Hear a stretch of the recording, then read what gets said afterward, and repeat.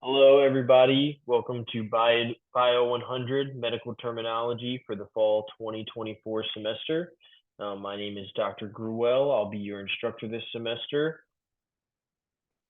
So before we hop into this first lecture here, I want to make sure that you guys are looking at your course information Unit 0 module. Make sure you look through all the course policies, the syllabus. You'll see there is a Respondus testing browser setup quiz, as well as a course policy acknowledgement. Make sure you go through that introductory stuff because it will make it much easier to navigate your course. Make sure you watch the course introduction video. It'll help a lot. So remember, there are lectures that are embedded within D2L weekly. Just follow your week by week checklist. That'll help you stay on track. But these lectures are also supplemental and important as well. So make sure not only are you doing all the assignments and readings and videos embedded within D2L, but you're taking the time to watch these supplemental lectures. My in-person people, I will be giving you these lectures in class, but you are also still responsible for all the embedded lectures and videos within the D2L course. Okay, let's hop into this first lecture. We're really going to give just an introduction to medical terminology, kind of what makes up different terms, why medical terminology is important, and this kind of just sets the scene for the remaining chapters. So I personally really enjoy medical terminology. I think this is a class that all people should take because all of us are going to have to deal with medical terminology in some capacity throughout our lives. For those of you that are pursuing a career in the medical field, you'll be using medical terminology every single day.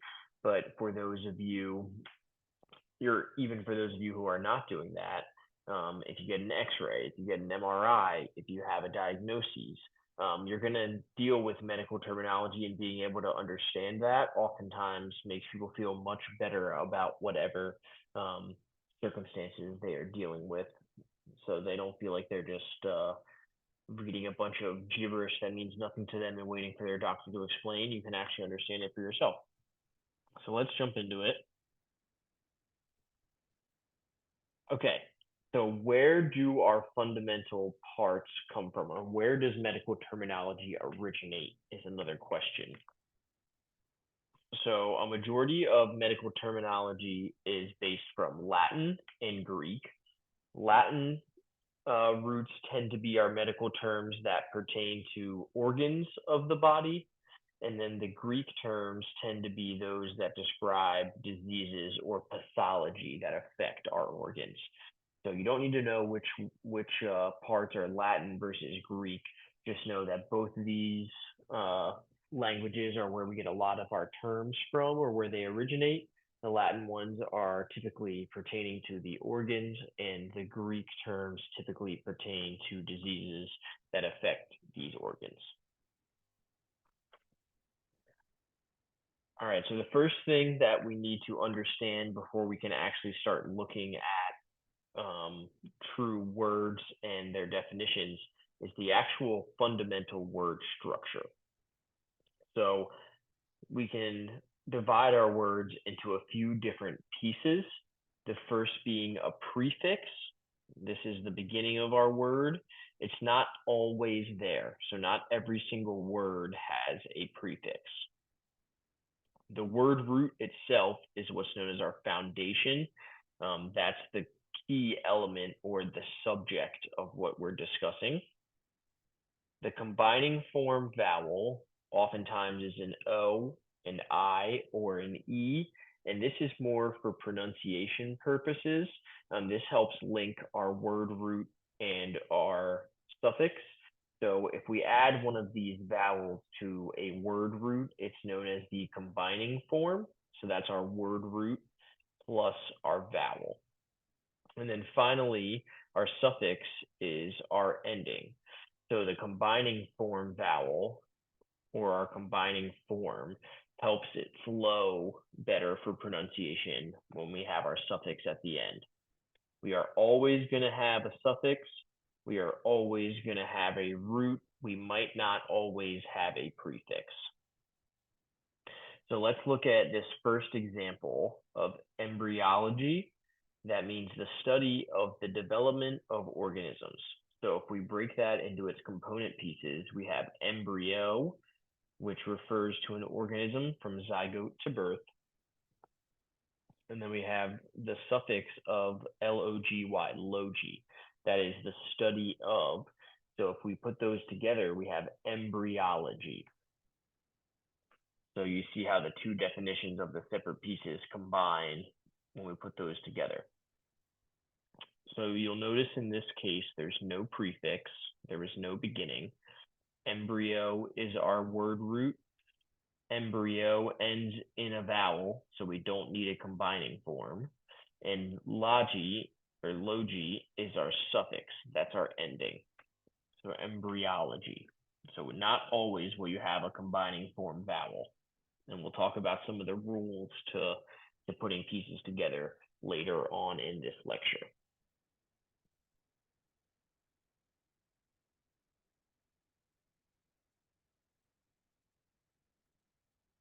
Okay, here are just some examples of some common prefixes and suffixes that we'll encounter. So remember, the prefix is the beginning. It's found prior to or before the word root, and it's going to change the meaning of the root.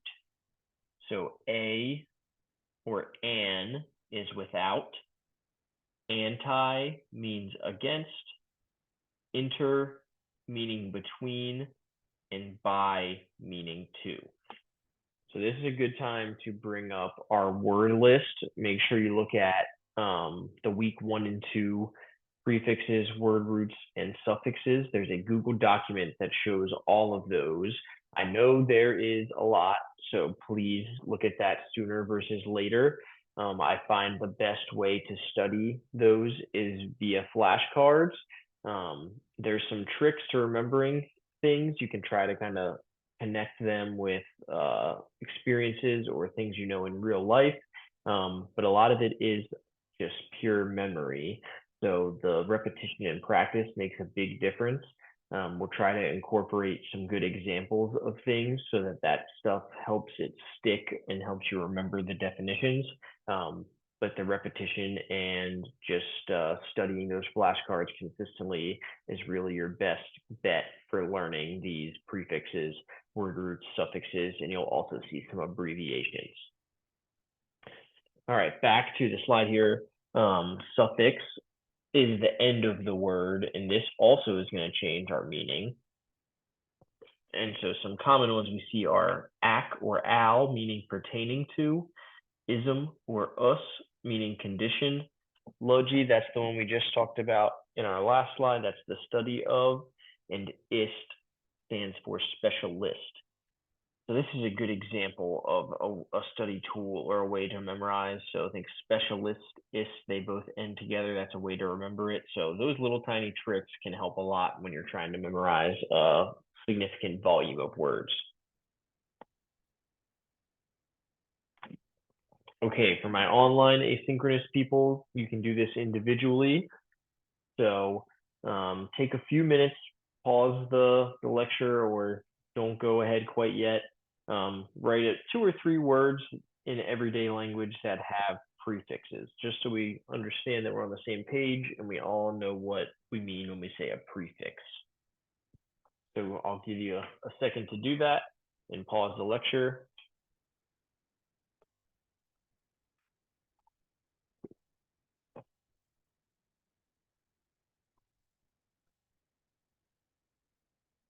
So there are prefixes in a lot of words in our language. So an example would be redo, prepare, midway. So a lot of prefixes, and they change what that next part of the word means.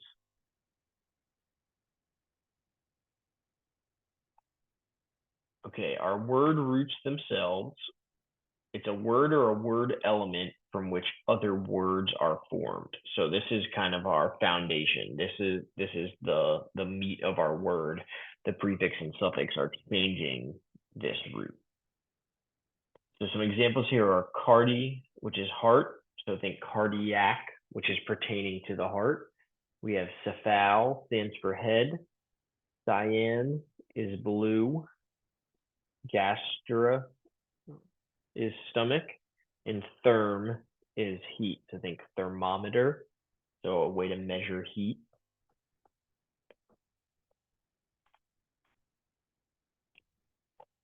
Okay, remember we talked about the combining forms when we were talking about our word structure. So that combining form means there's our word root. So you see our roots from the previous slide, and they add that vowel. In this case, all of them show an O, but remember, depending on the word, it may be an I or an E as well that are combining vowel.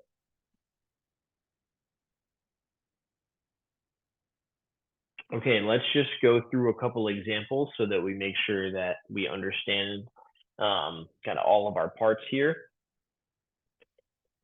So our first word is adhesion. So this is the process of being stuck together. If we break this down, we have no prefix. So our first component is adhes. That's the root. That means stuck to or stuck together. And our suffix is ion, which means the process of. So again, if we put together our two definitions, adhes and ion, we have adhesion, the process of being stuck together. So in this case, we do not have a prefix and we do not have a combining vowel because our suffix already begins with a vowel. So we don't need to add an extra vowel. Okay, our next word here, antipyretic. So this means pertaining to an agent that works against fever. So to get to that definition, we are going to break down our pieces. So we have anti as our prefix, meaning against. Our root is pyret, meaning fever, and our suffix is ic, which means pertaining to. So again, you notice we do not have a combining vowel because our suffix ends in an I, it ends in a vowel already, we don't need it. So if we put all of our definitions together, you get to pertaining to an agent that works against fever. And there's a slide about this in a bit, but I'm going to bring this up now. You'll notice that in our last two examples, the beginning of the definition is our suffix definition. So even though we read the word prefix, root, suffix, when it comes to definitions, we're actually going to look at our suffix first. We're going to figure out our definitions working backwards. So in this example, we have our suffix ic. That means we know it's pertaining to something. We can look at our root. That means it's pertaining to a fever. And then our prefix means pertaining to against a fever. So it works against a fever. So you see how that process works to figuring out a definition. Okay, we're going to talk about some nuances or some exceptions to rules. Okay, so our combining vowel rules, we've talked about this a little bit with our two examples. So we're typically going to use this when our suffix begins with a consonant. So the example here is neurology. Our root word is ner for nerve, and our suffix is logi for study. Since we have two consonants there, we're going to put an O for our combining vowel for neurology. We can also use combining vowels when we're going to combine two or more root words. So in this case, we have artery and sclerosis.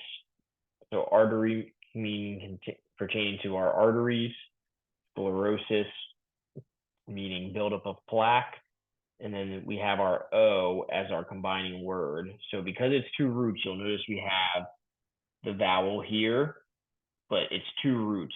So if sclerosis was a suffix, then we wouldn't need that O. But with two roots, we separate with a combining vowel. We are not going to use a combining vowel when our suffix begins with a vowel. So arthritis. So our root is arthra, meaning joint. Itis is our suffix. That means inflammation. So it's going to be arthritis. Our suffix begins with a vowel. It's not arthroitis.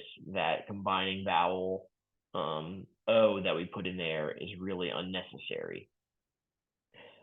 The prefix in our root word are not separated with a combining vowel either. So our example here, anticoagulant. Anti is the prefix, coagulant is our root. We don't need a combining vowel. It's not antiocoagulant. We just put the prefix in our root together, anticoagulant. Okay, plural endings is another one that's a bit odd for some words.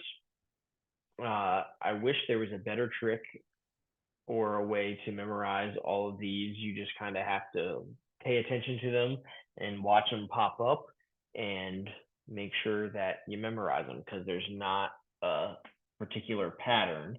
So here's some examples. So our singular here is bursa. The plural is bursa or bursae. So we add an E to make that plural. Thorax is our singular.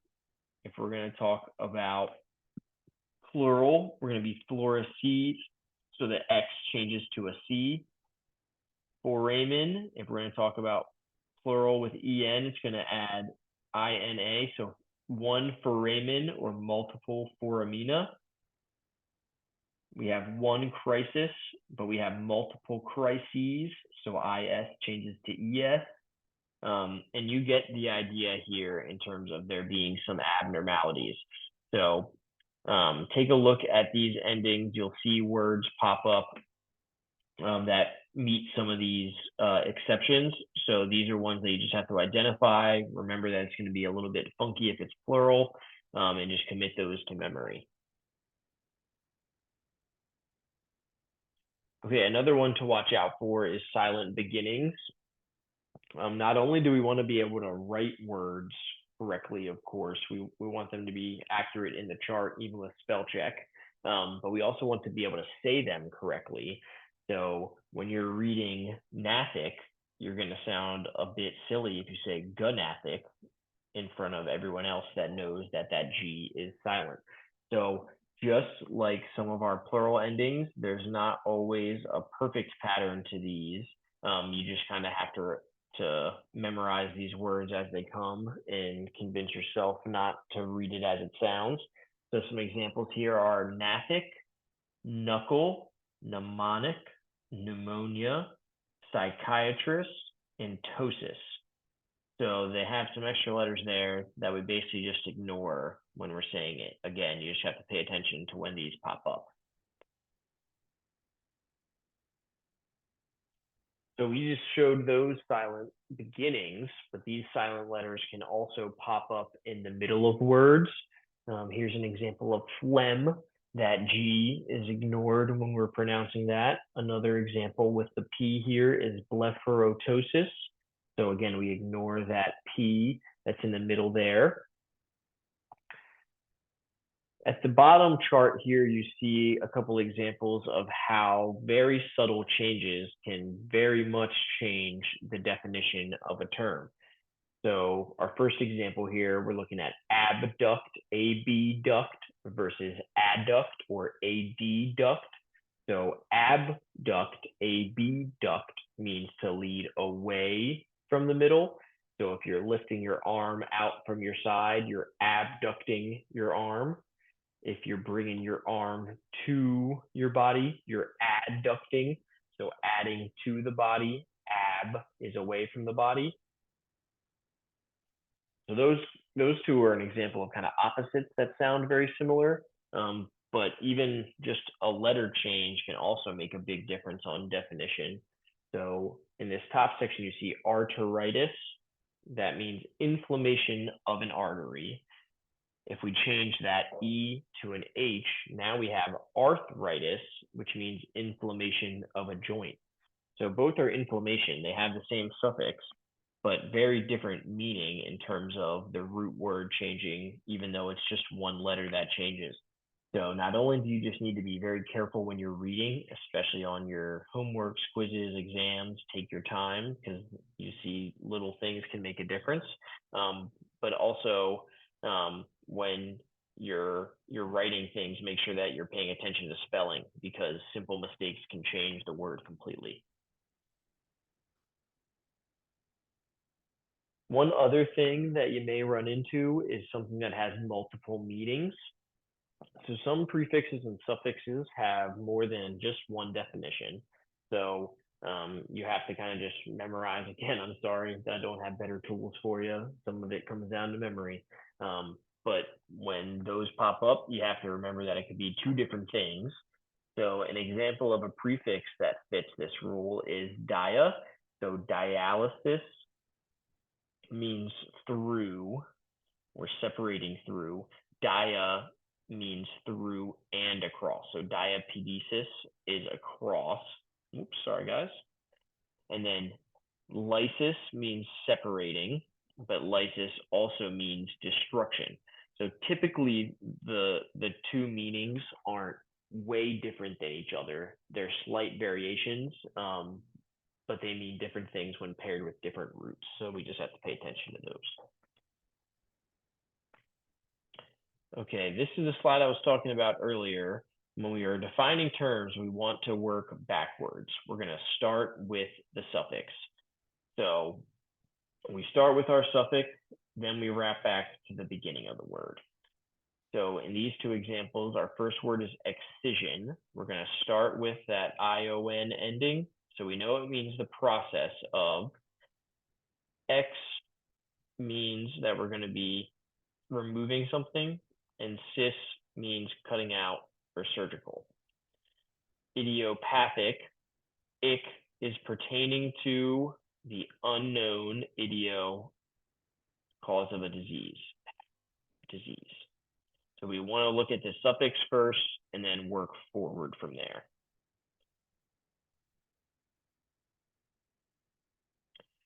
Okay, this last slide just shows a few different websites that you can use if you're struggling with pronunciation. You'll see that there's some sounded out assignments throughout, so that'll help with some of your pronunciation and being able to listen to the words. But if you need a little additional help or want a consistent reference for the pronunciation, check out any of these websites. They're all good ones. So that wraps up our very first lecture. So like I said, make sure that you're looking at your week 1 activities, take a peek at your checklist, make sure you do your readings and pay attention to the videos within D2L. And then once you complete your lectures and D2L readings, then go ahead and move forward to your graded assignments. I look forward to moving on to the next chapter with you. We're going to do a case study to help illustrate some of these concepts in our next lecture for week 1.